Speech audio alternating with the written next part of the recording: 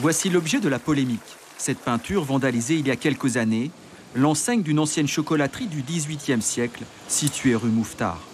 Sur cette peinture, un esclave ou un serviteur noir sert un chocolat à une femme blanche. Pour les élus communistes du Conseil de Paris, cette peinture est un rappel de l'esclavage et de ses crimes et doit quitter cette façade pour entrer au musée Carnavalet. Réaction ce matin dans le quartier. Donc je pense qu'il ne faudrait pas retirer la peinture parce qu'elle fait partie du patrimoine. Et pour l'histoire de Paris, il faut la laisser. Pour moi, ça n'a jamais eu une connotation raciste. Voilà, ça fait partie du patrimoine. C'est quelque chose d'ancien. Ça appartient au quartier. Et je pense que l'enlever, c'est enlever une part du quartier. Il ne faut pas avoir peur de l'histoire et de la vérité. Il faut faire face. Oui, nous étions des racistes, nous étions des sales cons, et ça doit rester là. Le retirer simplement, je pense que ce serait une solution de facilité.